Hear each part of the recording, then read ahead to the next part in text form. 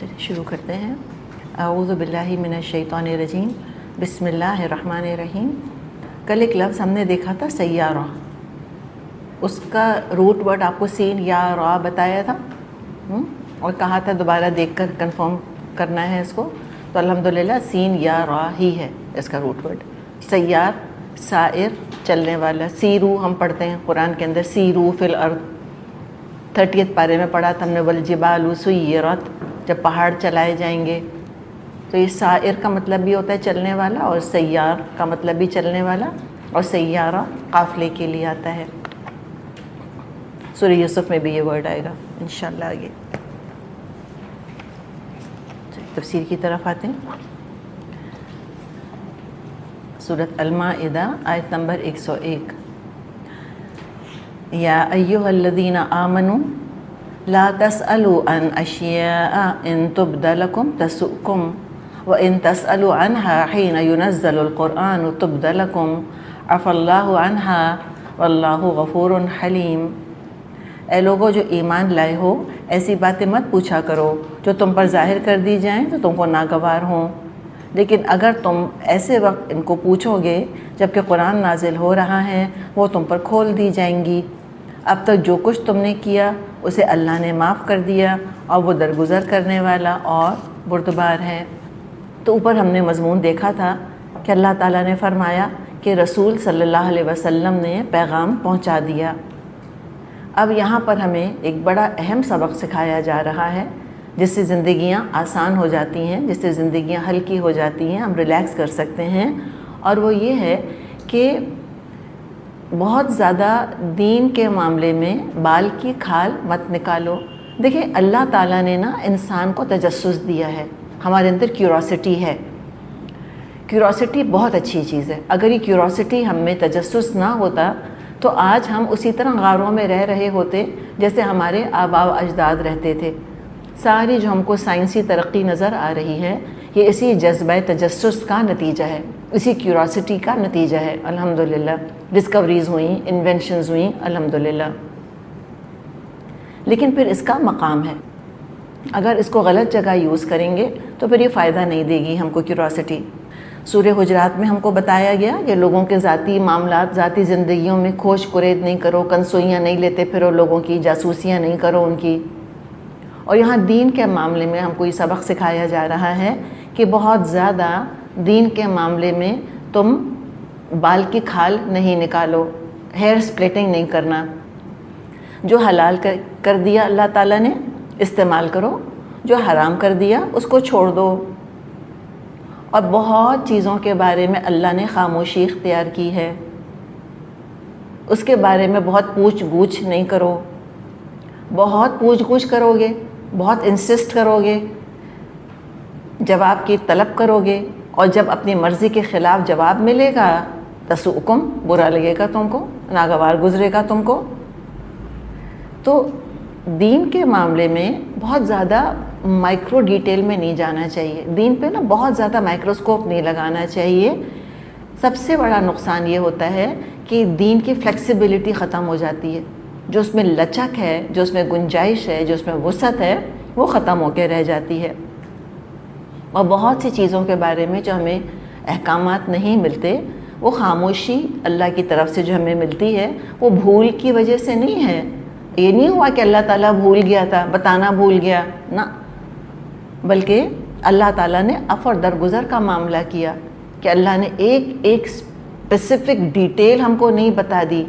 کچھ چیزوں کو فلیکسیبل چھوڑ دیا ہے، حالات کے حساب سے، مزاج کے، طبیعتوں کے حساب سے اس کو فلیکسیبل چھوڑ دیا. اب کچھ لوگوں کا یہ مزاج ہوتا ہے بہت زیادہ بال کی کھال نکالنے کا. آپ صلی اللہ علیہ وسلم نے جب حج کی فرضیت کے بارے میں لوگوں کو بتایا تو کسی نے کھڑے ہو کر پوچھا کیا ہر سال فرض ہے؟ آپ خاموش ہو گئے. جب آپ خاموش ہو گئے تھے تو چپ ہو جاتا، سمجھ جاتا کہ بھئی نہیں ہے. انسسٹ کیا اس نے کہ ہر سال فرض ہے، پھر آپ خاموش ہو گئے. پھر تیسری دفعہ پوچھا کہ ہر سال فرض ہے. آپ نے فرمایا اگر میں کہہ دیتا کہ ہاں تو تم پہ ہر سال حج کرنا فرض ہو جاتا، تو بتائیں دین آسان ہوتا کہ بھاری؟ آبویسلی بھاری ہوتا، مشکل ہو جاتا. اور یہ مزاج ہمیں اس طرح کا ملتا ہے. مثال کے طور پہ خواتین کا جیسے معاملہ ہے، خاص طور پہ خواتین کا معاملہ یا مردوں کا بھی معاملہ، جیسے اللہ تعالیٰ نے مردوں کے لیے کہہ دیا کہ اور جو مرد اور عورت دونوں میں مشترک ہے کہ جسم کے کن کن حصوں سے بال ریموو کرنے چاہیے، وہ طہارت کا، نظافت کا حصہ ہے. ٹھیک ہے. مردوں کے لیے کہا کہ داڑیاں نہیں شیو کرنی تم کو، داڑھی بڑھاؤ. ٹھیک. اچھا، خواتین کو بتا دیا کہ کیا چیزیں تم کو ریموو کرنی ہیں اور کہاں کے بالوں کو نہیں چھیڑنا. آئی بروز فار ایگزامپل، آئی بروز کو نہیں چھیڑنا زیادہ. اس کے بعد خاموشی ہے. لیکن کوئی بال کی کھال نکالنے کا شوق ہے ہم کو. داڑھی کے بارے میں کچھ کم سوال آتے ہیں. اللہ تعالیٰ چاہتا تو کہ داڑھی کی تصویر نہ کھینچ کے ہم کو دے سکتا تھا؟ کیوں نہیں دے سکتا تھا؟ اس کی لمبائی چوڑائی اتنے انچ کی ہو، یہاں سے اتنی ہو، یہ اللہ بتا سکتا تھا کہ نہیں؟ تو لوگ پوچھتے ہیں کتنی لمبی ہو، کس شیپ کی ہو، یو شیپ ہو کہ وی شیپ ہو، یہ بھی پوچھتے ہیں لوگ. یہ تو سعودی داڑھی ہے، جائز ہے کہ نہیں ہے؟ یہ اتنی داڑھی رکھی ہے انہوں نے، فیشن کے لیے رکھی ہے. لوگ باقاعدہ سوال کرتے ہیں بیچارے بعض لڑکوں کی داڑھیوں کو دیکھ کے کہ فیشن کے لیے رکھی ہے کہ سنت کے لیے رکھی ہے. ہرگز جواب نہیں دینا چاہیے. کہنا چاہیے آپ کو مطلب یہ کوئی پوچھنے کا سوال ہے؟ بھئی داڑھی داڑھی ہے، قصہ ختم. نہ اللہ نے یو شیپ کا ذکر کیا، نہ اللہ نے وی شیپ کا ذکر کیا، نہ اللہ نے اس کے کوئی انچز بتائے، کچھ بھی نہیں. اب بلا وجہ بال کی کھال نکال لوگوں کی زندگی تنگ کرنی اور فتوے جڑنے ان کے اوپر کہ انہوں نے تو فیشن کے لیے رکھی ہے، اور یہ تو داڑھی نہیں، میرے خیال میں تو یہ داڑھی ہے ہی نہیں، یہ تو خالی بڑا ہوا شیو ہے. بھئی آپ کو کیا مطلب اس سے؟ تو یہ مزاج اچھا نہیں ہے. اسی طرح خواتین کے ایشوز ہیں کہ جب بتا دیا کہ کس کو نہیں چھیڑنا اور کس کو ریموو کرنا ضروری ہے، ان بٹوین خاموشی ہے. پھر وہ ایک ایک چیز کے بارے میں، کیا ہم یہ کر سکتی ہیں، کیا ہم ویکسنگ کرا سکتی ہیں، کیا یہاں سے ہم تھریڈنگ کرا سکتی ہیں، کیا یہ کر سکتی ہیں. اس سے بڑھ کر اب کیا ہو گیا، کیا بال کٹوا سکتی ہیں کہ نہیں کٹوا سکتی ہیں، کیا بالوں میں اسٹریکنگ کرا سکتی ہیں کہ نہیں کرا سکتی ہیں. اگر وہ فتوے دینے بیٹھ جائے اور سب کو نہیں کہتا چلا جائے تو کرائیں گے تو پھر بھی، اور گلٹ بھی رہے گا ساتھ ساتھ. تو پھر کیا فائدہ؟ کتنی لینتھ کے کٹانے چاہیے کہ نہیں. تو جب اتنے سوال پوچھنے شروع کرے تو کسی نے کہا نہیں کٹانے چاہیے. جو عورت بال کٹواتی ہے، جو بالوں کو اس طرح لگاتی ہے، اس کا جنازہ بھاری ہو جاتا ہے. اب کوئی جا کے فتویٰ دینے والوں سے پوچھے کہ تم نے جس عورت کے جنازے اٹھائے ہیں عورتوں کے، تو تم نے پہلے تحقیق کری تھی کس کس نے بال کٹوائے ہیں؟ کہ تم نے تولا تھا ان کو کہ پہلے کس سائز کی تھیں اور اب جنازہ بن کے کس سائز کی ہو گئی ہیں؟ پہلے تو بہت ہلکی تھیں پھول، اب جب سے انہوں نے بال کٹوائے تو یہ تو بڑی بھاری بھرکم ہو گئیں، جنازہ بڑا بھاری ہو گیا. کامن سینس کی باتیں ہیں نا، کوئی تکی نہیں بنتی اس قسم کی باتوں کی کہ اچھا اس طرح لگانے سے جنازہ بھاری ہو جاتا ہے. سنا ہے آپ نے؟ اللہ جانے سنا ہے کہ نہیں سنا ہے. تو ضرور پوچھنا چاہیے. اب ان کے پیچھے پڑ جائیں، اس میں ضرور بال کی کھال نکالیں کہ پہلے آپ نے خاتون کو تولا تھا، گودی اٹھایا تھا یا مشین پہ کھڑا کیا تھا. چلیں اب بتائیں ذرا مجھ کو، آپ کو کیسے پتہ چلا کہ اب جنازہ بھاری ہوگا اور پہلے یہ وزن ان کا نہیں تھا؟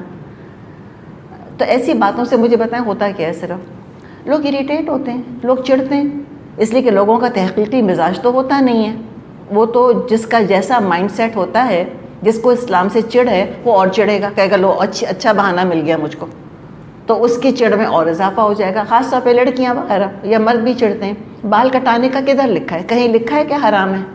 کہیں نہیں لکھا کہ حرام ہے. تو کیوں سوال اٹھایا سب سے پہلے؟ جائیں اور جا کے کٹوا کر آ جائیں. تو فتویٰ لینے کیوں گئے مولوی صاحب کے پاس بلا وجہ کی چیزوں کا جو کہ موجود ہی نہیں ہے؟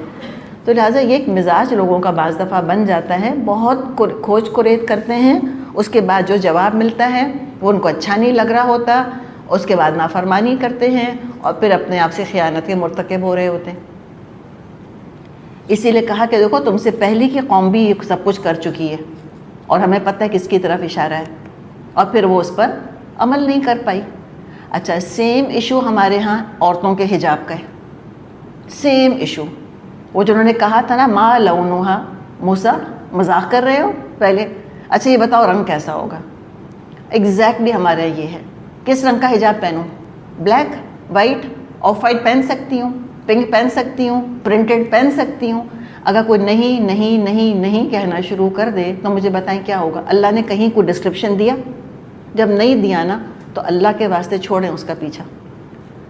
اللہ تعالیٰ نے کوئی برقعے کا ڈیزائن دیا کہ شٹل کاک ہی پہننا ہے تم کو ورنہ جنت میں جاؤ گی ہی نہیں, لکھا ہے اللہ نے کہیں؟ نہ جی. اب اس کے اوپر ایک کنٹروورسی کھڑی کر دی کہ یہ تو عبایا جائز نہیں ہے, یہ تو عبایا نہیں ہے, یہ تو ڈیزائنر عبایا ہے. بھائی اللہ تعالیٰ نے کسی پرائس ٹیگ کا, کسی مٹیریل کا, کسی بوتیک کا کوئی ذکر نہیں کیا. خود سر پہ آنکھیں لگی ہیں, نظر آ رہا ہے کہ زینت چھپانے کا حق ادا کر رہا ہے میرا عبایا, میرا اسکارف. اگر زینت چھپانے کا حق ادا کر رہا ہے تو ملک کے لحاظ سے, موسم کے لحاظ سے ڈیزائن, رنگ فرق ہو سکتا ہے. زینت چھپنے کی بات ہے, ہوٹل جا رہے ہیں کھانا کھانے کے لیے, جائیں ذرا وائٹ اسکارف پہن کے پھر دیکھتے ہیں کیا ہوتا ہے. تماشا بنائیں گے نا اپنا, کہیں نہ کہیں کھانا لگے گا اس کے اوپر. سعودی عرب میں ہیں, آپ کالا پہن لیں, وہ کالا ہی مناسب ہے, سب عورتیں وہاں کالا پہنتی ہیں. آپ کسی اور ملک جائیں, وہاں کالے سے ان کو گھبراہٹ ہوتی ہے. وہاں فیشن نہیں ہے بلیک کلر کے عبایا کا, اوپر سے نیچے تک آپ بلیک پہنے ہوئے ہوں, تو وہاں پھر آپ کسی اور رنگ کا پہن لیں. اسکیموں سے بولیں گے ہم کہ تم ایسے ہی عبایا پہنو, بھائی وہ اللہ جانے کس قسم کا وہاں پہ ان کے یہاں کور کرنے کا سسٹم ہوگا, اللہ اسلام کو وہاں تک پہنچائے. تو بات ہے کہ ہم بعض دفعہ اپنے حالات میں اتنے زیادہ ملوث ہو جاتے ہیں, اتنے نیرو مائنڈیڈ اور ٹیوب ویژن ہمارا بن جاتا ہے کہ ہم ساری فلیکسیبلٹی ختم کر دینا چاہتے ہیں پھر ہر طرف سے, فتوے مانگ مانگ کے. تو کہا کہ تم یہ کام نہیں کرو, جسٹ ریلیکس, اسپرٹ دیکھو بعض دفعہ چیز کی کہ اگر اس کی روح مسخ نہیں ہو رہی, عبایا ایسا ٹائٹ نہیں ہے کہ جسم کے سارے خد و خال نظر آ رہے ہیں, تو پھر موسم جگہ کے مناسبت سے تم دیکھ لو. اور یہ باقی تمام چیزوں کا بھی معاملہ ہے. آیت نمبر 102 فرمایا قد سألها قوم من قبلكم ثم اصبحوا بها کافرین. تم سے پہلے ایک گروہ نے اسی قسم کے سوالات کیے تھے, پھر وہ لوگ انہی باتوں کی وجہ سے کفر میں مبتلا ہو گئے. جیسے بھی ہم نے بات کی بنی اسرائیل کے سوالات کی, سیدھی سادھی گائے ذبح کرنے کے حکم کو کتنا کمپلیکیٹ کیا. قوم سمود نے اونٹنی کا مطالبہ کیا, پھر بھی نافرمانی کرتے رہے اور ہلاک ہو گئے. تو یہاں پہ سوال دراصل سوال کے لیے بھی آتا ہے, کویسچن کے لیے, اور مطالبے کے لیے بھی آتا ہے, ڈیمانڈ کے لیے بھی سوال کا لفظ آتا ہے. ہم کہتے ہیں نا پیسے کا سوال کر رہے ہیں, ٹھیک ہے, تو وہ کویسچن کے لیے نہیں ہے مراد ہے, ہم ڈیمانڈ کر رہے ہیں. پھر قوم موسیٰ نے اللہ کو علل اعلان دیکھنے کا مطالبہ کیا, سوال کیا. سوال انسان کرے, ایسا سوال کرے جو عمل سے متعلق ہو, یا کوئی بات واضح نہ ہو تو وضاحت کے لیے سوال پوچھے. سوال کو کہتے ہیں آدھا علم ہے, اچھا سوال آدھا علم ہے. ایک اسٹوڈنٹ اچھا سوال پوچھ لیتا ہے, کتنے لوگوں کے لیے وہ گتھی حل ہو جاتی ہے. تو یہاں علم سے متعلق سوالات کا ذکر نہیں کیا جا رہا, یہاں فتوے مانگنے کا ذکر ہے. قد سألها قوم من قبلکم, اس کا مطلب یہ نہیں ہے کہ پچھلی قوم نے بھی بڑے علمی سوالات پوچھے تھے, یہ ذکر نہیں ہے یہاں پر. سألہ سے مراد ہے فتوے مانگنا, فتوے پوچھنا, اور پھر ان فتووں پہ عمل نہیں کیا اور کافر ہو گئے. صحیح مسلم میں حدیث ہے, آپ صلی اللہ علیہ وسلم نے فرمایا مجھ کو چھوڑے رکھو جب تک میں تم کو چھوڑے رکھوں, کیونکہ تم سے پہلے لوگ اپنے سوالوں کی کثرت اور انبیاء سے اختلاف کی وجہ سے ہی ہلاک ہوئے. تو جب میں تمہیں کسی چیز کا حکم دوں تو اس میں سے جتنا کر سکتے ہو کرو, اور جب میں تمہیں کسی چیز سے روک دوں اس کو چھوڑ دو. بس یہ انسان اپنے لیے سہولت اختیار کر لے. اسی لیے ہم دیکھتے ہیں کہ صحابہ سوال پوچھا ہی نہیں کرتے تھے.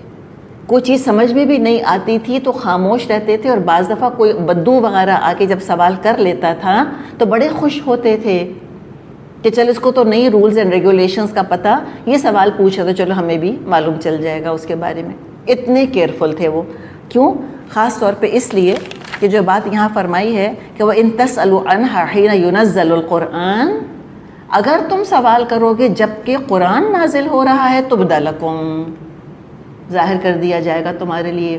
تو بنی اسرائیل کا جو دین اتنا سخت ہے بنی اسرائیل کے سوالوں کی وجہ سے, اور ہمارا دین جو اتنا سافٹ ہے اور اتنا فلیکسیبل ہے, اس کا بہت بڑا کریڈٹ صحابہ کو جاتا ہے کہ انہوں نے وہ پوچھ گچھ لگائی نہیں.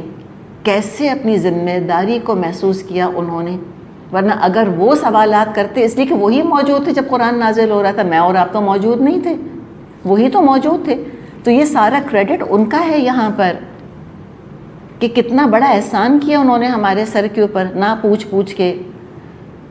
اس وجہ سے دین ہمارا ہلکا پھلکا ہے اللہ کے فضل سے. عفا اللہ عنہا، فرمایا کہ اللہ تعالیٰ نے درگزر کیا، فرمایا کہ اللہ تعالیٰ نے درگزر کیا. اللہ تو بہت معاف فرمانے والا، بڑا حلم والا ہے. یعنی ہم سے بھی حلم کا تقاضا کیا جا رہا ہے کہ علم کے ساتھ حلم کا مظاہرہ کرو، ذرا ڈسوسیٹ کرو کہ کیا چیز امپورٹنٹ ہے اور کیا چیز امپورٹنٹ نہیں ہے، اور پھر اس کے بعد خالی اہم چیزوں پر فوکس کرو، غیر اہم چیزوں کو ایشو نہیں بناؤ، نان ایشوز کو ایشوز نہیں بنایا کرو.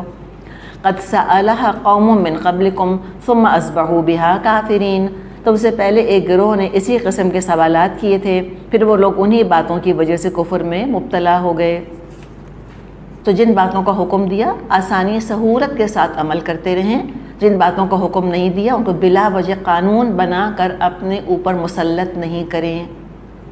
اب اللہ نے فرائض بتا دیے ہیں نا، نماز کے فرض پتہ ہے نا ہمیں، اب اس کے بعد اس کے اوپر رد چڑھانا کہ اگر یہ موقدہ سنتیں نہیں پڑھیں تو فرض قبول نہیں ہوں گے، اگر وتر نہیں پڑھے تو عشاء کی نماز قبول نہیں ہوگی. یہ کیا کر رہے ہیں ہم؟ یہی کر رہے ہیں جسے روکا گیا ہے ہم کو.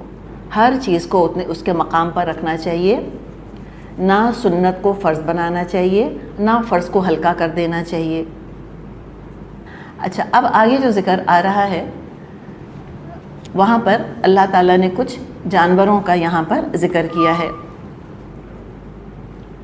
تو عربوں کا پھر آگے ایک مثال عربوں کی دی جا رہی ہے کہ کیسے خود ساختہ قوانین بنا کر اپنا دین بھاری اور مشکل کر لیا. اور آبویسلی پھر کیا ہوگا کہ جب بلا وجہ کی بوجھ اپنے پر مسلط کریں گے تو جو فرائض ہیں وہ چھٹیں گے، پھر وہ کام نہیں کریں گے جو کرنے والا کام ہے. جیسے ہمارے ہاں آپ دیکھیں اتنے مصروف ہو جاتے ہیں خاندان والے سویم اور 40ویں اور مختلف قسم کے فیسٹیولز کرنے میں، نعوذ باللہ، مردے کے لیے قبر پکی کروانے میں اور اس کو شاندار بنانے میں. ان کو یاد ہی نہیں رہتا کہ وراثت کی تقسیم کرنی ہے ان کو اللہ کی شریعت کے مطابق.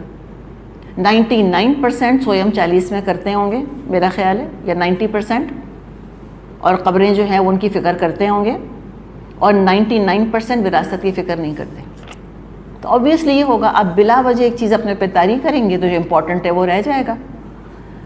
یہی عربوں کا معاملہ ہوا، ان امپورٹنٹ چیزوں کو بڑھا کے سر پر سوار کر لیا، اور جو توحید تھی وہی گم ہو کے رہ گئی بیچ میں سے ساری. تب اس کا ذکر آ رہا ہے ان کے اپنے کچھ عقائد کا.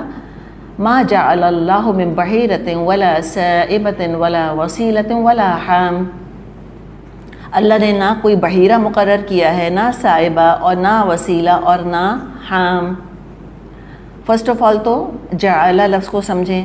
جعل حکم کے معنوں میں بھی آتا ہے اور خلق کے معنوں میں بھی آتا ہے. جعل ایسا فعل ہے، دو معنوں میں آتا ہے یہ. بعض جگہ یہ کمانڈ کے لیے آتا ہے، بعض جگہ کریشن کے لیے آتا ہے. اور اول تو اللہ نے اپنے کو ڈسوسیٹ کر لیا سب سے پہلے.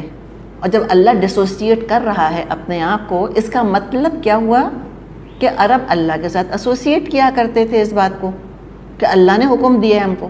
ایک تو دیکھیں نا، کہتے ہیں نا، ایک تو چوری اوپر سے سینہ زوری، ایک تو خود سے رسمیں بنائیں اور پھر اللہ کے سر جڑ دیں، اور ان پر عمل نہ کرنے والوں کو گناہ گار قرار دے دیا.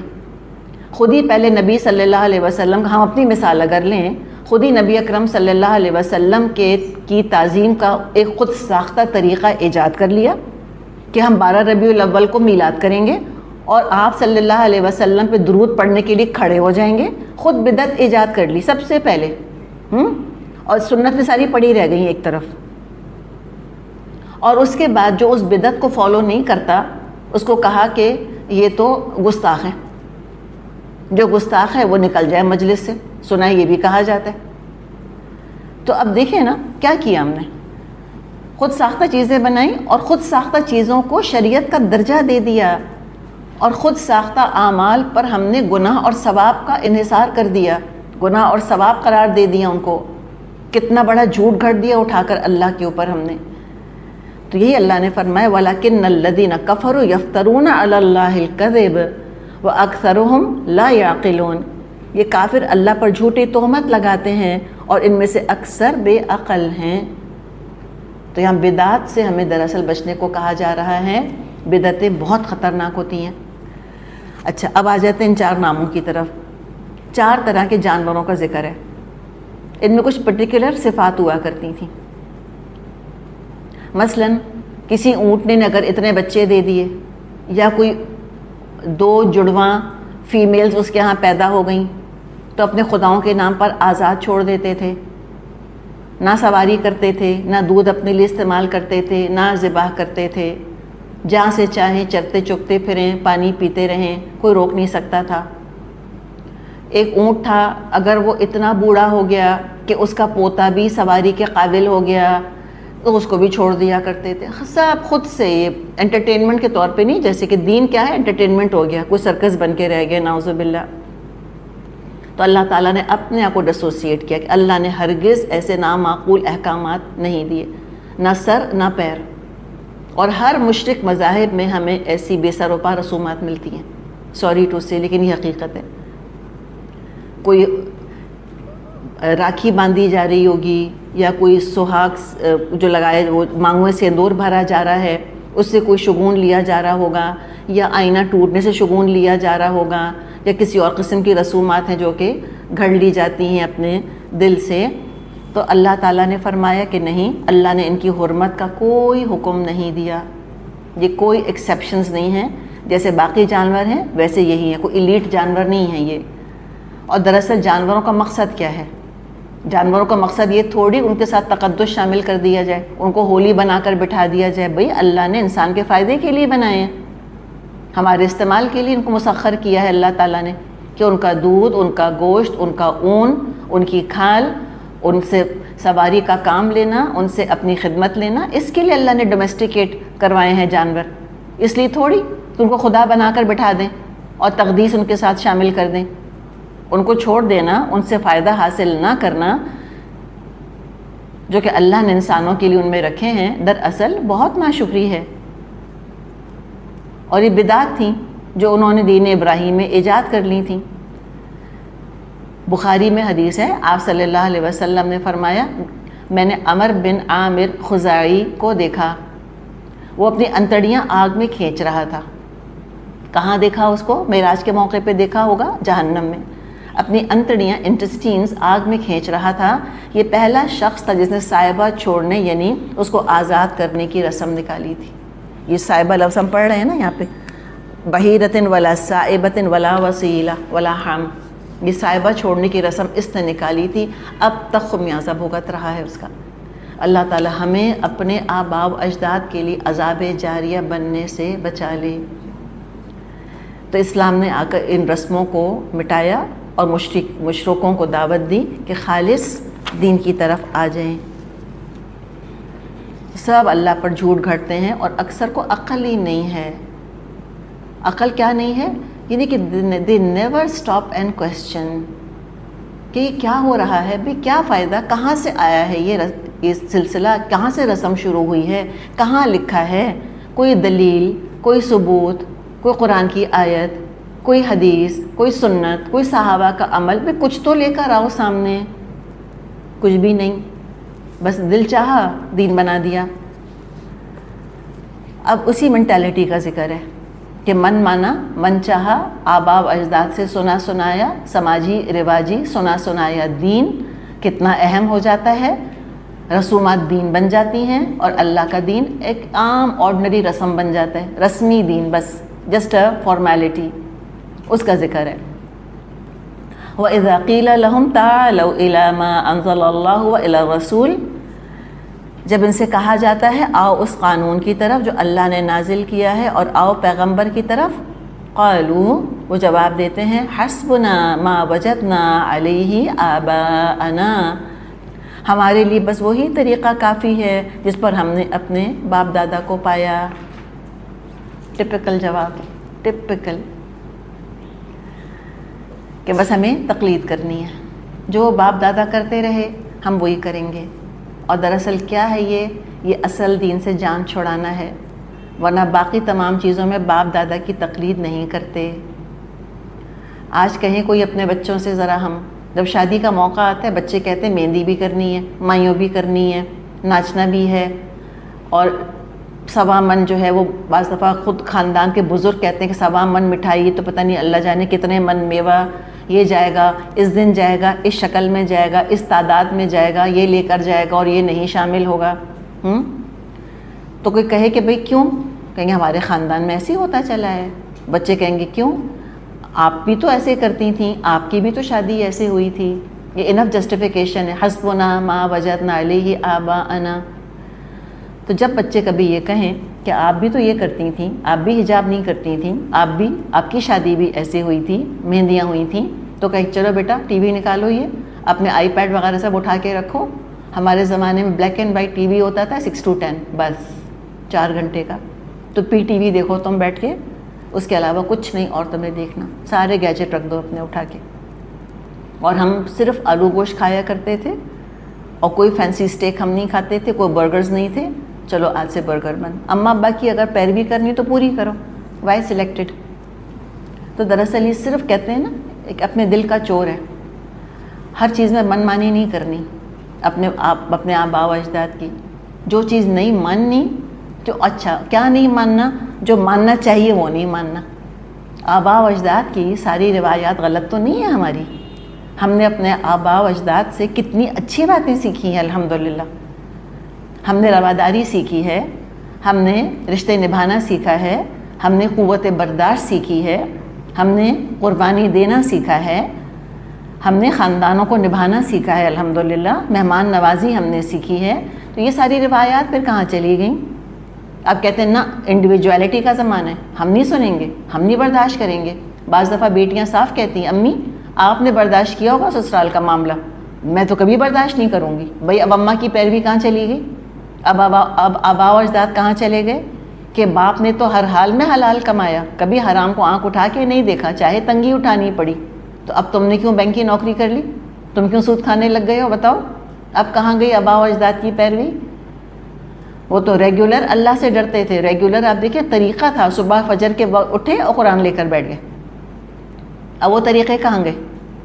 بڑوں کے آگے سر نہیں اٹھانا، زبان کھولنا تو بہت دور کی بات ہے، اب وہ طریقے کدھر گئے؟ کہتے ہیں لو وہ پرانے زمانے کی باتیں تھیں، اور اب کیا ہے؟ اب تو ہم کانفیڈنٹ ہیں، اب تو ہم آف کورس بحث کریں گے۔ پہلے تو ایسی مار کٹائی لگا کرتی تھی بچوں کی اور کوئی دیوانہ پاگل نہیں ہوا تھا، تو اب ہاتھ لگا کر تو دیکھیں بچوں کو، چائلڈ ابیوز میں بند نہ کر دیں لے جا کے جیل میں، تو دیکھیں تو 911 سے ایسا ڈرتے ہیں کہ اللہ سے اتنا نہیں ڈرتے ہوں گے۔ تو وہ سب زمانے بدل گئے نا، تو ٹھیک ہے ویلیوز ٹھیک ہے، we understand every generation is different, لیکن ہر جنریشن کے ساتھ دین ڈفرینٹ نہیں ہوتا، اس میں انوویشن نہیں ہوتی، اس کو اپڈیٹ اپ گریڈ نہیں کر سکتے، اس کو ویسا ہی رکھنا ہے، یہ چینج نہیں ہوگا۔ تو آباء و اجداد سے جو اچھی باتیں ہیں ان کو تو سر آنکھوں پہ رکھیں، اور بہت اچھی باتیں جو خاندان سے سکھائی جاتی، تبھی ہم کہتے ہیں خاندانی ہونا چاہیے۔ ہم کس کو کہتے ہیں؟ ہم کہتے ہیں فلاں شخص بڑا خاندانی ہے، جس میں مروت ہوتی ہے، جس میں رکھ رکھاؤ ہوتا ہے، ہم کہتے ہیں بڑے خاندانی لوگ ہیں، شرافت ہوتی ہے، بدماشی نہیں ہوتی ان کے اندر، بے حیائی نہیں ہوتی ان کے اندر، ہم کہتے ہیں بڑے خاندانی شریف لوگ ہیں۔ تو یہ تو ہمیں لینا ہی لینا ہے اپنے آباء و اجداد سے۔ حال یہ ہوتا تھا کہ سسر نظر اٹھا کے بہوؤں کو دیکھا نہیں کرتے تھے، اتنی حیا ہوتی تھی۔ ایک تو خود عورتیں چاہے اس طرح ہم پردہ نہیں بھی کرتے تھے جیسے اب کیا جاتا ہے، لیکن اپنے آپ کو ڈھانکا بہت جاتا تھا، اتنے تنگ کپڑے جان جان کے نہیں پہنے جاتے تھے کہ جس کو نہیں بھی نظر آ رہا اس کو بھی نظر آ جائے، جی نہیں ہوتا تھا۔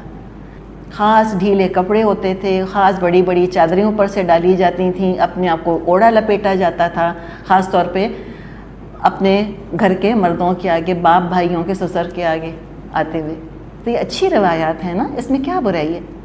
اب اپنے آپ کو اتنا پھنسا دینا، تکلیف نہیں ہو رہی، ان پہ طرح زیادہ آ رہا ہوتا ہے جنہوں نے ایسے تنگ کپڑے پہنے ہوتے ہیں۔ تو یہ روایات وہ بھی تو چلتی چلی آ رہی ہیں، خواتین کے اندر بھی حیا، مردوں کے اندر بھی حیا، محرم رشتوں کے اندر کتنی حیا ہوا کرتی تھی الحمدللہ، اور آج بھی ہوتی ہے، اور یہ اچھے خاندانوں کی علامت ہے۔ تو یہاں مطلب یہ نہیں ہے اس آیت کا کوئی یہ نہ سمجھے کہ ہمیں اپنے خاندان کی ہر بات کو ریجیکٹ کر دینا ہے، نہیں، ہمیں خیال کرنا ہے اپنے خاندان کی روایات کا، بس وہ روایات جو دین سے کلیش کر رہی ہیں وہ ہمیں نہیں اڈاپٹ کرنی، ان کو چھوڑ دیں، اس میں ہمیں اطاعت نہیں کرنی۔ بزرگوں کی خدمت کی جاتی ہے، بزرگوں کا ادب کیا جاتا ہے، دین میں اطاعت اللہ رسول کی ہوگی، اس کے علاوہ اور نہیں ہوگی۔ تو فرمایا اولو کان آباؤہم لا یعلمون شیئا ولا یہتدون، کیا یہ باپ دادا کی تقلید کیے جائیں گے خواہ وہ کچھ نہ جانتے ہوں اور صحیح راستے کی ان کو خبر بھی نہ ہو؟ تو اگر کنورس کریں اس کا تو کیا بنے گا؟ کن آباء و اجداد کی تقلید کرنی چاہیے؟ جن کے پاس علم تھا اور جو ہدایت پر تھے۔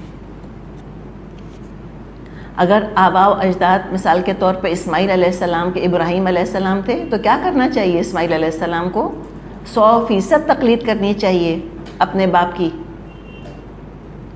یعقوب علیہ السلام کے بچوں کو کیا کرنا چاہیے تھا؟ 100% آباء و اجداد کی تقلید کرنی چاہیے تھی، یعقوب علیہ السلام کی اور اسحاق علیہ السلام کی اور ابراہیم علیہ السلام کی۔ اچھا، ایک ایشو تھوڑا سا یہاں ہمیں دیکھنا ہے، دو چیزیں ہیں دراصل۔ ایک ہے تقلید، تقلیدی ذہن۔ تقلید کیا کہ بس مکھی پہ مکھی مارنی ہے، جو فتویٰ دے دیا گیا چاہے وہ 500 سال پرانا آبسلیٹ ہو چکا ہو، ہم کہیں کہ ہم تو اب بس تقلید کیے جائیں گے، اور جو فتویٰ 500 سال پہلے ہمارے فقہ کے فلاں عالم نے دے دیا ہم تو ٹس سے مس نہیں ہونے والے اس سے۔ نہیں، ہمیں اس کو قرآن اور سنت کی روشنی میں پرکھنا ہوگا کہ وہ عارضی فتویٰ تھا یا وہ ہمیشہ کے لیے ہم پہ لازم ہو گیا ہے۔ تقلید کیا ہے کہ کسی فتوے کو جو کہ بات ہی علماء نے دیا، دیکھیں ہم اللہ رسول کی بات نہیں کر رہے، ہم قرآن حدیث کی بات نہیں کر رہے، وہ تو انویلیبل ہیں، وہ تو ہمیشہ کے لیے ہیں۔ تقلید کیا ہوتی ہے کہ اپنے اپنے علماء کے پیچھے آنکھ بند کر کے چلتے رہنا، کہ جو انہوں نے بات کہہ دی بس ہم تو وہی کریں گے، اس سے تو ٹس سے مس ہونے والے ہم نہیں۔ تو اگر تقلید کرتے رہیں گے تو پھر بڑے مسائل کریٹ ہوں گے۔ مثال کے طور پہ ہم سب نے سنا ہوگا شرعی مہر، ذرا بتائیں تو کتنا ہوتا ہے؟ 32 روپے 8 آنے، ٹھیک ہے؟ اچھا، یہ کہاں سے آیا؟ چاہے ساری شادی غیر شرعی ہو رہی ہو، حد درجے کی بے پردگی، فحاشی، عورتوں مردوں کا مل جل کے ناچنا گانا، ساری ہندوؤں کی رسمیں، تب تو کوئی ان کو شریعت یاد نہیں آتی، ساری شادی غیر شرعی۔ کب شریعت یاد آتی ہے؟ ساری پاکیزگی، سارا تقویٰ کس پر آ جاتا ہے؟ شرعی مہر کے اوپر۔ اور کس کو یاد آتا ہے؟ آبویسلی لڑکے والوں کو، کہتے ہیں ہم تو شرعی مہر رکھیں گے، اتنے پاک ہیں ہم۔ کتنا ہے شرعی مہر؟ فرمائیے 32 روپے 8 آنے، قصہ ختم۔ تو کوئی ان سے پوچھے یہ کہاں سے آیا؟ کہتے بس ہمارے بزرگوں نے یہی لکھ دیا۔ بالکل لکھا بزرگوں نے، کب لکھا؟ آج سے 500 سال پہلے، جب سونا کیا بھاؤ ہوگا؟ شاید 1 روپیہ تولہ، تو 32 روپے میں 32 تولے سونا آ جاتا ہوگا، ٹھیک ہے؟ اس زمانے میں انہوں نے اس کو اچھی رقم بنا کے لکھا۔ آپ کو پتہ ہے لوگوں کی مہینے کی تنخواہیں 30 روپے 32 روپے ایسی ہوا کرتی تھیں، یہ 150 سال پہلے کی بات ہے۔ اتنی تنخواہیں ہوتی تھیں، 30 روپیز 40 روپیز 50 روپے 100 روپے تو لگتا تھا پرنسلی سم ہے کوئی، جیسے اگر 100 روپے تنخواہ کسی کی ہے 200 روپے تنخواہ ہے تو اس زمانے کے لحاظ سے وہ ٹھیک تھا۔ اب اس کی تقلید کریں گے آج تک، لیکن کیے جا رہے ہیں وہی تقلید، آج تک کیے چلے جا رہے ہیں۔ تو کوئی دلیل قرآن اور سنت سے نہیں اس کی۔ اچھا، تو تقلید تو نہیں کرنی، کرنا کیا ہے؟ تقلید سے ملتا جلتا، یعنی کہ ایک کانسیپٹ ہے جو ملتا جلتا، مطلب جو اس کا اپوزٹ ہے۔ ایک تقلید کیا ہے؟ ایک طرف ہے، دوسری طرف کیا ہے؟ اجتہاد۔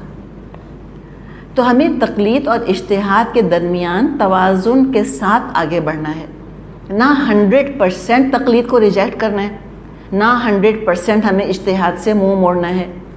اجتہاد کے ذریعے نئے نئے مسائل کا حل قرآن اور حدیث کے مزاج کے مطابق نکالنا ہوتا ہے، دراصل اس کو اجتہاد کرنا کہتے ہیں۔ اور یہ زندہ بیدار مغز امتوں کی علامت ہے، ورنہ نری تقلید کرنے والے اور جو تقلید کرتے ہیں وہ پہ اجتہاد کا دروازہ بند کر دیتے ہیں، کہتے ہیں بس امت پر اجتہاد کا دروازہ ہمیشہ کے لیے بند ہو گیا۔ تو ہم فوسلائز نہیں ہوں گے تو پھر کیا ہوں گے؟ ہم فوسلائز ہو کے رہ جائیں گے۔ تو لہٰذا ہمیں بہت کیئرفلی آگے بڑھنے کی ضرورت ہے کہ جن چیزوں میں تقلید کرنی ہے ضرور کریں، لیکن بہت سے کام ایسے ہیں کہ جن میں بدلتے حالات اور وقت کے ساتھ ہمیں اجتہاد کرنے کی ضرورت ہے، ہمیں نئے اوپینینز کی ضرورت ہے۔ یہ علماء کی بہت بڑی ذمہ داری ہے۔ اور دوسرے سبق ہم کو یہ ملا کہ بزرگوں کی گمراہیاں اور بزرگوں کی بدعات نسل در نسل نہیں چلنی چاہیے، ورنہ مرنے کے بعد بھی اپنے فالوورز کی وجہ سے ان کو گناہ میں حصہ ملتا رہے گا جب تک وہ غلط کام ہوتا رہے گا۔ کرنے کا کام یہ ہے کہ انسان صحیح بات لوگوں کو بتاتا رہے اور غلطیاں واضح کرتا رہے۔ آگے فرمایا یا ایھا الذین آمنو، اے لوگو جو ایمان لائے ہو، علیکم انفسکم، تم پر اپنی ذمہ داری ہے، لا یضرکم من ضل اذا اہتدیتم الی اللہ مرجعکم جمیعا فینبئکم بما کنتم تعملون۔ اے لوگو جو ایمان لائے ہو، اپنی فکر کرو، کسی دوسرے کی گمراہی سے تمہارا کچھ نہیں بگڑتا اگر تم خود راہ راست پر ہو۔ اللہ کی طرف تم سب کو پلٹ کر جانا ہے، پھر وہ تم کو بتا دے گا کہ تم کیا کرتے رہے۔ بہت امپورٹنٹ بات ہے کہ لوگوں کی اصلاح کی فکر تو کرو مگر خود کو مت بھول جاؤ۔ ہم کہتے ہیں نا دوسروں کو نصیحت خود میاں فضیحت۔ تم نے پیغام پہنچا دیا پھر بھی لوگ نہیں مانتے تو تمہاری پکڑ نہیں ہوگی۔ یعنی دوسروں کے حال کی فکر کرو، اپنے آپ کو مت بھول جاؤ۔ یعنی یہ عادت نہیں بنا لیں ہم کہ بس دوسروں کو کرٹیسائز کرنا ہے اور اپنے آپ کو دیکھنا ہی نہیں۔ جیسے کہ ہمارے یہاں رواج ہے ملا بیشنگ کا، ہر چیز کا الزام ملاؤں کے اوپر کہ ملا ایسے ہیں نا اس لیے لوگ نماز نہیں پڑھ رہے، ملا ایسے ہیں اس لیے لوگ ایسے نہیں کر رہے، درس دینے والے اتنا برا درس دیتے ہیں نا اس لیے لوگ بات نہیں سن رہے۔ تو اپنی گمراہیوں کی ذمہ داریاں اوروں پہ مت رکھنا۔ ہم پیچھے پڑھ چکے ہیں پہلا پارہ جہاں اینڈ ہوا تھا، تلک امۃ قد خلت لہا ما کسبت ولکم ما کسبتم ولا تسألون عما کانوا یعملون۔ مجھ سے اور آپ سے اللہ نہیں پوچھے گا کہ فلاں مولوی صاحب نے کیا کیا تھا، اور نہ ایکسکیوز قبول کرے گا اللہ تعالیٰ کہ اچھا فلاں مولوی صاحب کا کیریکٹر تم کو اچھا نہیں لگ رہا تھا اس لیے نماز چھوڑ دی تھی تم نے، شاباش شاباش بہت اچھا کیا، ایسے کہے گا اللہ ہم سے؟ کبھی بھی نہیں۔ ہم اپنے کیے پر پکڑے جائیں گے، جو انہوں نے کیا ان کے ساتھ، جو ہم کر رہے ہیں ہمارے ساتھ۔ پھر کیا ہوتا ہے، ایک اور پرابلم یہ ہو جاتا ہے کہ دوسروں کو دیکھتے ہیں وہ غلط کام کر رہے ہیں، ان کی دیکھا دیکھی خود ٹھیک کام چھوڑ کے غلط کام شروع کر دیتے، کہتے ہیں سبھی ایسے کر رہے ہیں۔ اور یہ تو کورس کرنے والی اسٹوڈنٹس کے ساتھ معاملہ پیش آتا ہے۔ جب کورس کر رہے ہوتے ہیں ایمان تازہ ہوتا ہے، ایمان بڑھتا ہے، عمل میں آگے بڑھتا ہے انسان، کورس ختم ہو جاتا ہے، کبھی نہ کبھی تو ختم ہوگا، واپس انسان معاشرے میں جاتا ہے، امپیکٹ کم ہونے لگتا ہے۔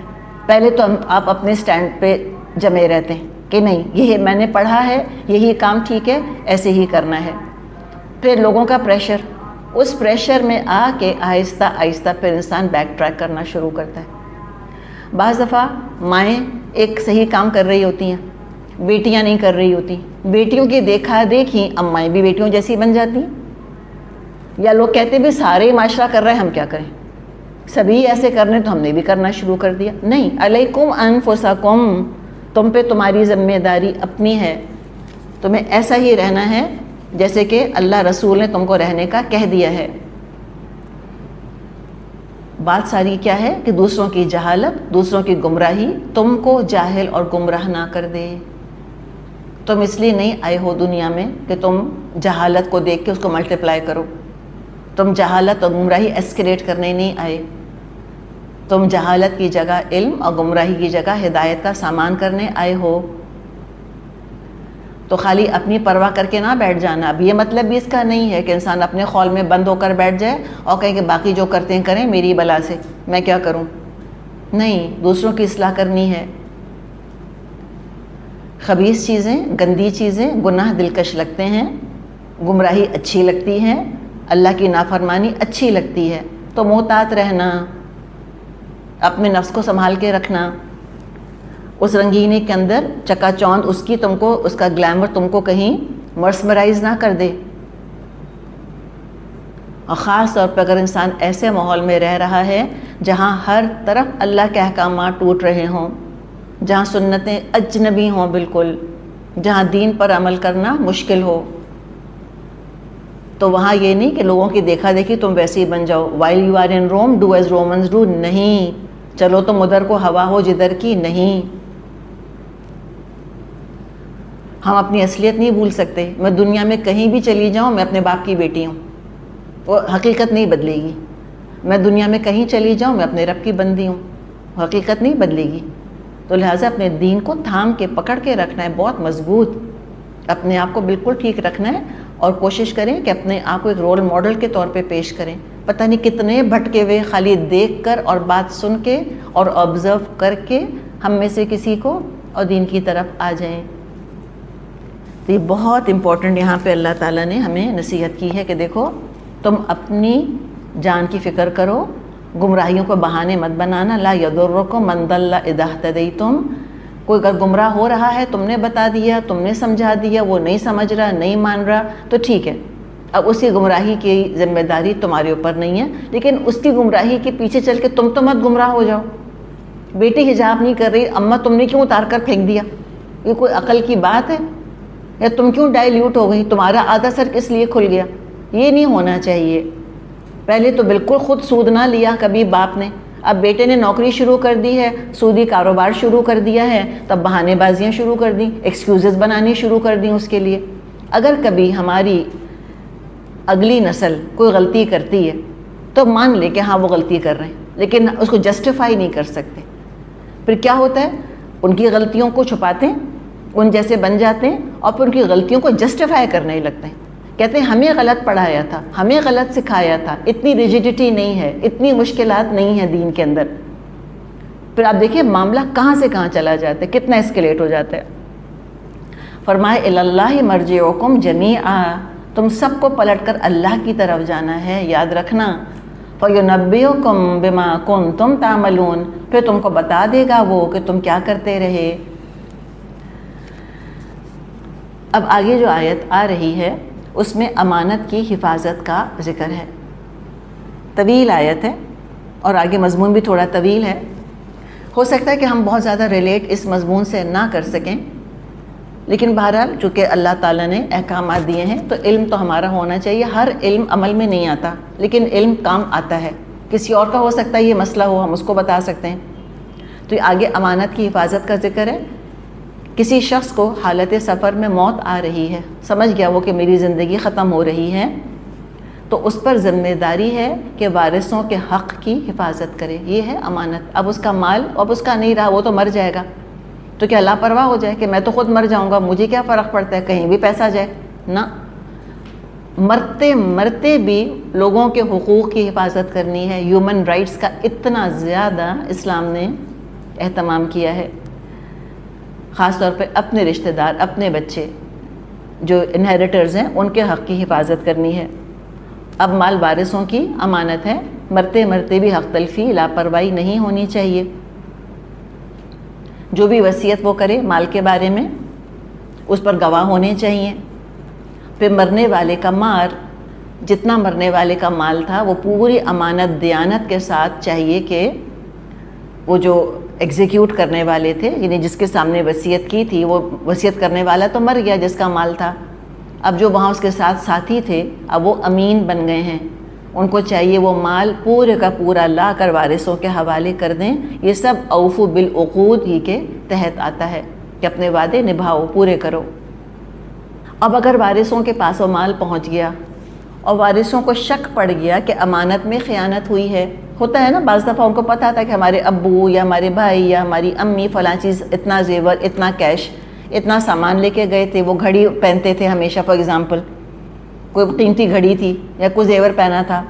اب سارا سامان تو آ گیا، وہ گھڑی نہیں مل رہی یا وہ انگوٹھی نہیں مل رہی سامان میں سے، تو شک پڑ گیا نا ان کو کہ یہ کہاں چلی گئی، یہ چیز کہاں خرد برد ہو گئی ہے. تو اس کا ایک لیگل پروسیجر بتایا جا رہا ہے، اس لیے کہ ثبوت تو کوئی مل نہیں سکتا، دیر از نو پروف. ثبوت اگر نہیں مل رہا تو پھر کیا کریں گے؟ پھر قسموں سے معاملہ طے ہوگا. اور آج بھی ایونچولی دنیا کے کورٹس کے اندر پھر یہ اوتھس ہی لیے جاتے ہیں ان دی اینڈ. پھر وہ اوتھ اٹھاتے ہیں، حلف اٹھاتے ہیں. تو حلف کا اور قسموں کا معاملہ ہے، اس کا یہاں پر ذکر کیا جا رہا ہے. تو اگر یہ سمجھ آپ کو آ گیا تو آگے مضمون آسان ہے. فرمایا یا ایھا الذین آمنوا شہادۃ بینکم اذا حضر احدکم الموت حین الوصیۃ اثنان ذوی عدل منکم او آخران من غیرکم ان انتم ضربتم فی الارض فاصابتکم مصیبۃ الموت. اے لوگوں جو ایمان لائے ہو، جب تم میں سے کسی کی موت کا وقت آ جائے اور وہ وصیت کر رہا ہو تو اس کے لیے شہادت کا نصاب یہ ہے کہ تمہاری جماعت میں سے 2 صاحب عدل آدمی گواہ بنائے جائیں، یا اگر تم سفر کی حالت میں ہو اور وہاں موت کی مصیبت پیش آ جائے تو غیر مسلموں ہی میں سے 2 گواہ لے لیے جائیں. رائٹ؟ اب انسان لوگوں کے ساتھ یہ ٹریول کرتا ہے نا.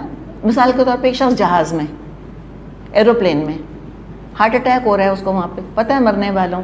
اب سامان تو اس کا وہاں موجود ہے نا، تو جو مسافر موجود ہیں وہاں پہ جہاز میں یا سٹاف ہے، ان میں سے 2 لوگ گواہ بن جائیں یا 2 لوگ ذمہ داری لے لیں. ٹھیک ہے؟ تو اصل میں ہونا کیا چاہیے؟ جو فرمایا کہ منکم، تمہارے اپنے مذہب کے دین کے لوگ ہونے چاہیے. بہتر ہے کہ مسلمان ہوں. او آخرانی من غیرکم، اگر مسلمان نہیں ہیں تو کوئی بات نہیں، نان مسلمز ہی صحیح. نان مسلمز کے اندر بھی امانت ہوتی ہے، نان مسلمز میں بھی دیانت ہوتی ہے. اچھا، اب اگر تو وہ پیسے لے کر آئے، سپوزنگ وہ لگیج لے کر آ گئے جو جہاز میں تھا، ہینڈ کیری بھی تھا، ان کی اپنی پرسنل پوزیشنز تھیں، وہ ہم نے بات ابھی کری. اب کوئی چیز کم لگ رہی ہے انہیریٹرز کو، تو اب اس کا طریقہ ہے جو کہ آگے بتایا جا رہا ہے. تحبسونہما، ان دونوں کو تم روک لو. کن کو روک لو؟ 2 کو، گواہوں کو، وہ جو سامان لے کر آئے ہیں. کب روکو؟ ٹائم بتائے، من بعد الصلاۃ، نماز کے بعد. کچھ علماء کہتے ہیں مراد یہاں پر ہے عصر کی نماز کے بعد، اس لیے کہ عصر کا ٹائم غیر مسلموں کے نزدیک بھی مقدس ہوتا تھا. ہو سکتا ہے ہوتا ہو، واللہ عالم. اچھا، صلاۃ سے مطلب ٹائم لیا ہے، اور بعض لوگوں نے صلاۃ بعد صلاۃ کا مطلب ہے نا نماز کے بعد، تو یعنی کہ ایک ٹائم عصر کا. اور کہاں روک لو ان کو؟ مسجد کے اندر. اور نان مسلمز ہیں تو یہ بھی علماء کہتے ہیں کہ نان مسلمز اگر سامان لے کر آئے ہیں تو ان کی جو اپنی عبادت گاہ ہے وہاں پہ ان کو لے جاؤ، وہاں پہ ان کو روکو. اس لیے کہ عبادت گاہ جو ہوتی ہے، جو مقدس جگہ ہوتی ہے جہاں اللہ کا نام لیا جا رہا ہوتا ہے، اس کا اپنا روب ہوتا ہے. اوبویسلی بازار کے مقابلے میں مسجد میں مسلمان اپنے آپ کو اللہ سے زیادہ قریب محسوس کرتا ہے. آفس کے مقابلے میں ایک کرسچن چرچ میں اپنے آپ کو اللہ سے زیادہ قریب محسوس کرتا ہے. تو پھر وہاں ان کو روکو. فَيُقْسِمَانِ بِاللَّهِ، پھر وہ ان کو چاہیے کہ وہ اللہ کی قسم کھائیں دونوں. یعنی کوئی اگر نان مسلم بھی ہے تو مسیح کے نام کی قسم نہیں کھا سکے گا، وہ بائی جیزس نہیں کہے گا، بائی گاڈ ہی کہنا ہوگا اس کو، اللہ کے نام کی قسم کھائے گا. ان ارتبتم، یہ کب کرو گے تم یہ سارا پروسیس؟ جب تم کو شک پڑ جائے کہ انہوں نے گڑبڑ کی ہے پیسے میں. تو پھر وہ قسم کھانے والے کیا کہیں گے؟ جو سامان لے کر آئے ہیں وہ کہیں گے لا نشتری بہ ثمنا ولو کان ذا قربا ولا نکتم شہادۃ اللہ انا اذا لمن الآثمین. اور وہ کہیں گے ہم کسی ذاتی فائدے کے عوض شہادت بیچنے والے نہیں ہیں، خواہ کوئی ہمارا رشتہ دار ہی کیوں نہ ہو، اور نہ ہم اللہ واسطے کی گواہی چھپانے والے ہیں. اگر ہم نے ایسا کیا تو ہم گناہ گاروں میں شمار ہوں گے. یعنی خود اپنی زبان سے گناہ گار ہونے کی گواہی دے دیں گے کہ اگر ہم نے یہ گناہ کیا، مراد کیا ہے کہ پھر اللہ ہمیں پکڑے. ٹھیک ہے؟ اچھا، فَإِنْ عُثِرَ عَلَىٰ أَنَّهُمَا اسْتَحَقَّا إِثْمًا فَآخَرَانِ يَقُومَانِ مَقَامَهُمَا مِنَ الَّذِينَ اسْتَحَقَّ عَلَيْهِمُ الْأَوْلَيَانِ. لیکن اگر پتہ چل جائے ان دونوں نے اپنے آپ کو گناہ میں مبتلا کیا ہے تو پھر ان کی جگہ 2 اور شخص جو ان کی نسبت شہادت دینے کے زیادہ اہل تر ہوں، ان لوگوں میں سے کھڑے ہوں جن کی حق تلفی ہوئی ہے. تو کیا مطلب ہے یہاں پر؟ مطلب یہ ہے کہ ان دونوں نے قسم کھا لی کہ ہم نے ہر چیز پہنچا دی. جو انہیریٹرز ہیں، اولاد یا بیوی یا ہسبینڈ یا پیرنٹس جو بھی ہیں، وہ کہہ رہے ہیں نہیں گڑبڑ کی ہے انہوں نے. تو اب ان کو پروف کرنا ہوگا کہ ہم سچے ہیں. کیسے پروف کریں گے؟ قسموں کے تھرو. ان دو نے قسم کھا لی. اب یہ جو ہیں جو کہہ رہے ہیں کہ نہیں ہمارا مال جو ہے ہم تک نہیں پہنچا، اب یہ قسمیں کھائیں گے اور کہیں گے کہ ہماری حق تلفی ہوئی ہے. فَيُقْسِمَانِ بِاللَّهِ، پھر وہ دونوں قسم کھائیں گے اللہ کی. کیا کہیں گے؟ لَشَهَادَتُنَا أَحَقُّ مِنْ شَهَادَتِهِمَا وَمَا اعْتَدَيْنَا إِنَّ إِذًا لَّمِنَ الظَّالِمِينَ، کہ ہماری شہادت ان کی شہادت سے زیادہ برحق ہے اور ہم نے اپنی گواہی میں کوئی زیادتی نہیں کی ہے. اگر ہم ایسا کریں تو ظالموں میں سے ہوں گے. دیکھیں پھر ڈسپیوٹ کو طے کرنے کا پھر جب یہی طریقہ باقی رہ جائے تو اسی کو اختیار کرنا چاہیے. کوئی اور ثبوت ہی کہیں سے نہیں تو کیا کریں؟ پھر اللہ پہ معاملہ چھوڑا جاتا ہے. ذَلِكَ أَدْنَىٰ أَن يَأْتُوا بِالشَّهَادَةِ عَلَىٰ وَجْهِهَا أَوْ يَخَافُوا أَن تُرَدَّ أَيْمَانٌ بَعْدَ أَيْمَانِهِمْ. اس طریقے سے زیادہ توقع کی جا سکتی ہے کہ لوگ ٹھیک ٹھیک شہادت دیں گے یا کم از کم اس بات ہی کا خوف کریں گے کہ ان کی قسموں کے بعد دوسری قسموں سے کہیں ان کی تردید نہ ہو جائے. اب بس یہ ایک فائن بیلنس ہے بیسکلی جو یہاں بتایا گیا. لاسٹ ریزورٹ یہی ہے، اس کے علاوہ اور کچھ نہیں. پھر معاملہ اللہ پر چھوڑ دینا ہوگا. اب جس نے خیانت اگر نہیں کری تو ٹھیک ہے، وہ اللہ کی نظر میں سچا ہے. جس نے خیانت کی ہے اللہ اسے نمٹ لے گا. یا اگر اللہ کا خوف آ گیا ان کے اندر تو پھر وہ اپنی جو بھی خیانت والی چیز انہوں نے چھپائی تھی واپس کر دیں گے. واتقوا اللہ، اور اللہ کا تقوی اختیار کرو. بات یہ دیکھیں سارا قانون ایک طرف اور تقوی ایک طرف. واسمعوا، اور سنو غور سے. واللہ لا یہدی القوم الفاسقین، اللہ نافرمانی کرنے والوں کو اپنی رہنمائی سے محروم کر دیتا ہے. تو اللہ تعالی ہم سب کو سننے والا، متقی اور امانت کی حفاظت کرنے والا اور سچا بنائے. وآخر دعوانا ان الحمد للہ رب العالمین.